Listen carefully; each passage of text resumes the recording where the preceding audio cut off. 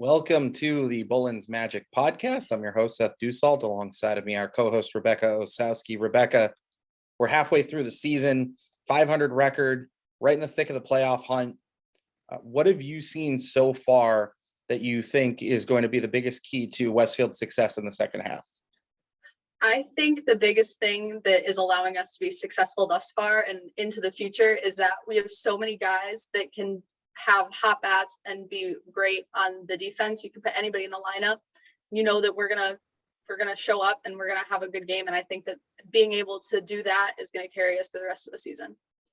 The team's depth is very much a big factor for sure. I agree with you 100%. And a huge part of it is our guest on today's podcast, Luca Giallongo. We're going to talk to him about his time in New England College. We're going to talk about his time here in Westfield and what he brings to the table. And obviously, the first and foremost thing, of course, with him is speed. What has it been like for you watching him play and what he brings to the table, Rebecca? Oh, it's so exciting. You know, as soon as he gets on base, the chance of him stealing a base is so high. And I also think it's awesome that no matter where you go, everybody talks about his speed and how much of a threat he is. And I think that that's huge for us going forward. And I think that that's also rubbing off on the rest of the team as well. Well, the Starfires lead the league in stolen bases with 102, and Luca's responsible for a team record 17 of those. I imagine he's going to put that record much higher than that. So without further ado, episode 6 of season 1 of the BullensMagic Podcast. Joining us will be Luca Giallongo from New England College. From the Starfires, it's Luca Giallongo. Luca, how are we doing today? I'm good. How about you guys? Doing fantastic. We're midway through the season at this point. I know it's kind of crazy to believe we played 34 of the 62 games and 17-17 right now. But before we get into the Starfires, let's start all the way back at the beginning when you were a little kid out in California. How did you first get into playing baseball? Well, it's actually a crazy story because I was actually only in California for 2 years. I was just born out there, and my parents worked for the State Department. So we moved out of the country for, I think, 10 years, around 10 years. So I was living in Albania and India and Cairo, Egypt for most of my life, and then came back for high school and played baseball in Washington, D.C. And that's where I found NEC, came out to New Hampshire, really started playing baseball, getting serious about everything. So you mentioned that you lived all over the world. What has it been like being in New England and kind of adapting to the different lifestyle here? Well, it's definitely a lot colder than most of the places I lived before. But I have a lot of family here because my dad's originally from Boston, or Massachusetts area. So it's kind of comfortable just being around here. It's not a lot different than any other place I've been. You mentioned all these different places too. What's the baseball like in those places, if at all? And what are some other things that you were able to see or do while you were in those different countries? I mean, it's quite the list. Mm-hmm. Well, I didn't actually start playing baseball till I think 7th or 8th grade, where I was in Egypt. But before that, when I'd come at home in like the summers and stuff, I'd be like playing wiffle ball, going to Red Sox games, playing like pickle, which is probably where I got like my base running abilities from. But when I was in Cairo, Egypt, I actually played on a baseball team in Dubai. So it was for a baseball factory program. And I traveled back and forth. And that's the first real training I actually got for playing baseball. I think that was 7th grade. And you mentioned briefly how you got involved with New England College. How did you originally get introduced to the Starfires, and what was joining the team like for you?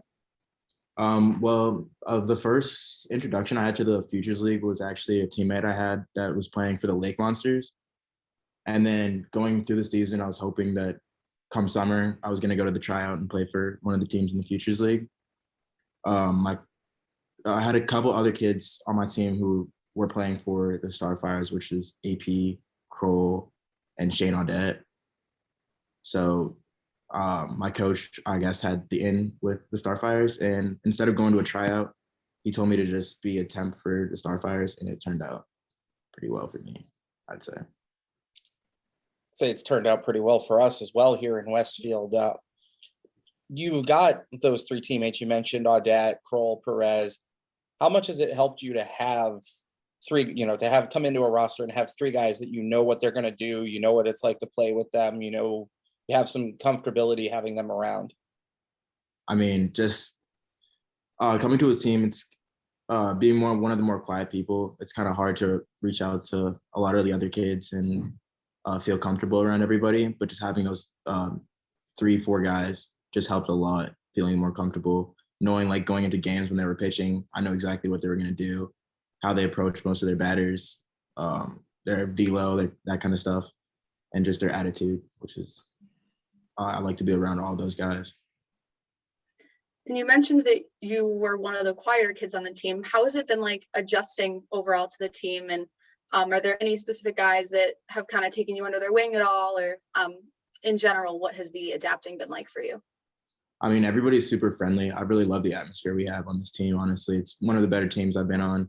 Just having fun from the jump. I'm one of the older people, so I wouldn't say anyone's really took me under their wing. I've learned a lot from other people though, just talent-wise.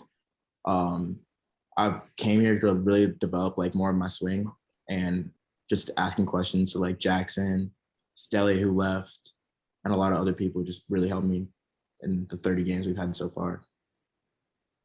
We'll get to your speed on the base paths in a moment, but you're having a fantastic year all the way around, hitting 322 right now as we're recording this. What's been the biggest thing that you've learned that has helped you to be successful at this point? I really think it's just knowing yourself as a hitter, coming in with an approach and being patient at the plate. I feel like a lot of the times we come in and we're swinging a lot of stuff that we shouldn't be swinging at, and that gets us caught up in bad counts. It puts us behind really quickly. But the more we just get on base, be able to steal a lot of bags, pretty much every single person in our lineup can steal bases, we're going to score a lot of runs just like that. And bunting has also been something that you've been comfortable doing. What is the thought process behind that?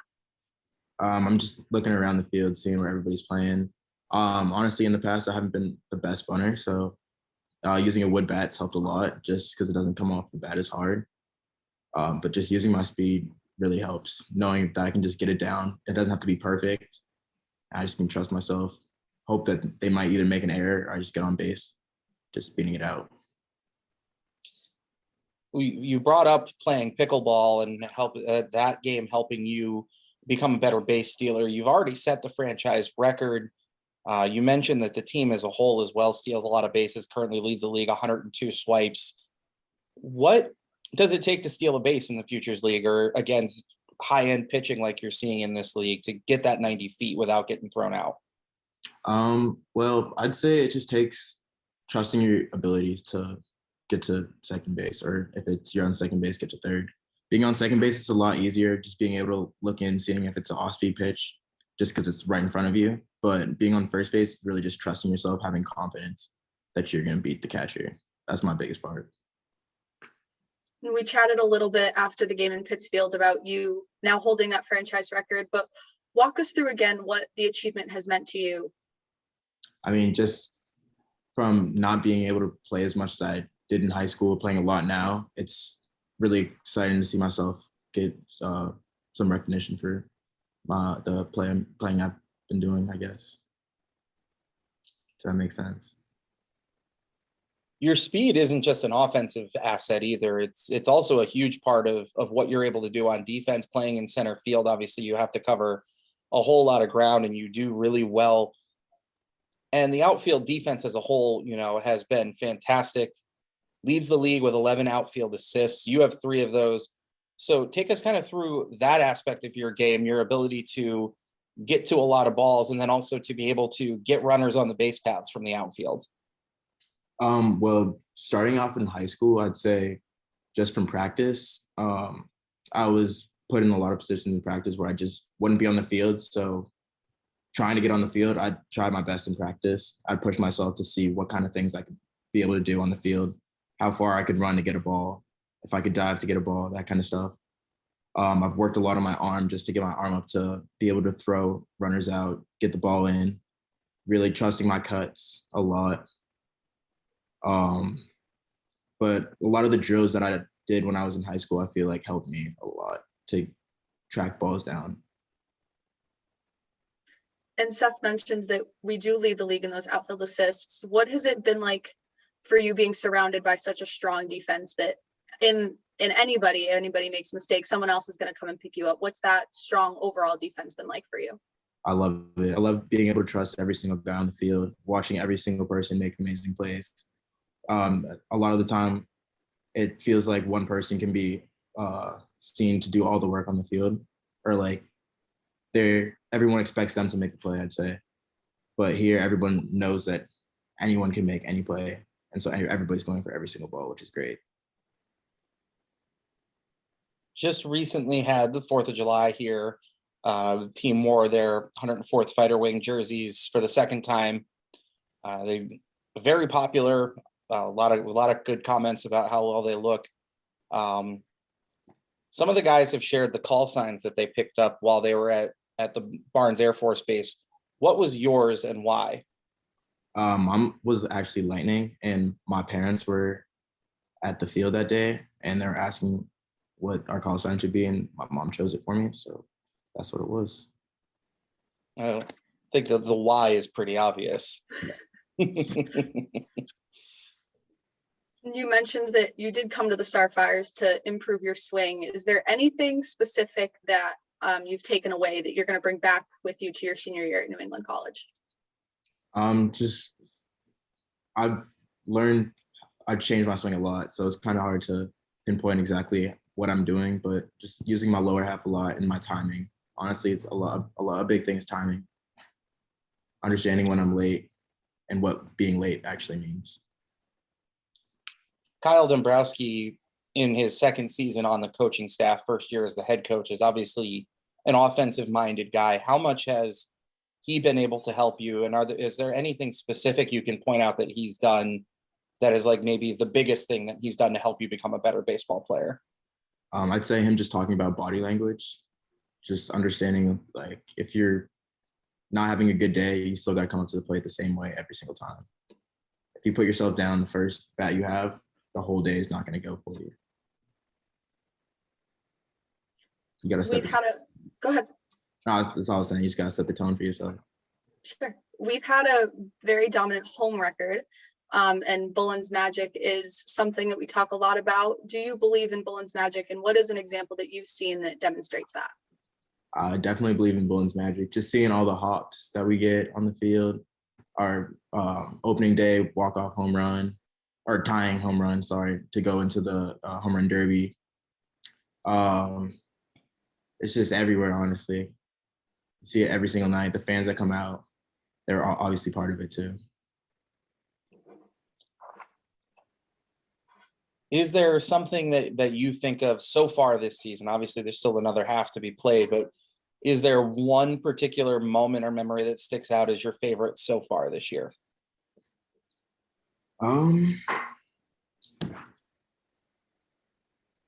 Let's see. Just getting to know everybody on this team, honestly. Every single day we get to see the same people, but they always make it like entertaining and fun to be around them. It never gets boring. And the BullensMagic stays alive, so. Outside of baseball, is there any one specific thing in Westfield that you've enjoyed this far?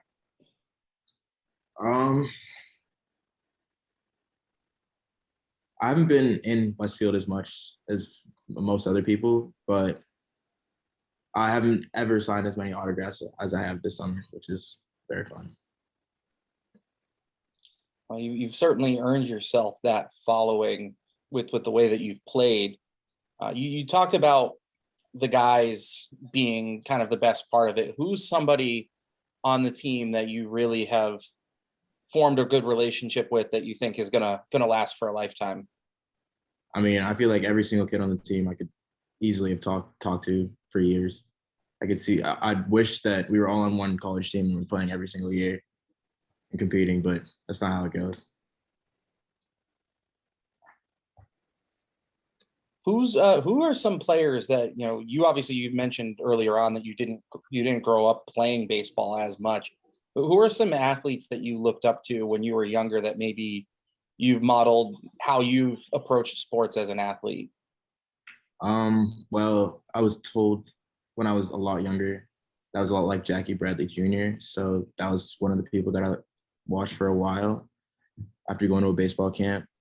I really like watching old videos of Ricky Henderson too. So That makes absolutely perfect sense. The man of steel, the greatest base swiper of all time. What did you learn from watching video of him? Is there anything that you've tried to use from that? carrying yourself with confidence. That's true. Nobody more confident. Well, Luca, it's been an awesome privilege to get to watch you play. Glad you could come on the podcast and chat with us a little bit. And Of course. I guess we'll leave it with this one. Is there anything left this season that you are most looking forward to? I just hope we make it really long and deep into the season and win it all, hopefully. One of my roommates actually right now playing for the Lake Monsters won last year. So being able to say I got a ring too would be real nice.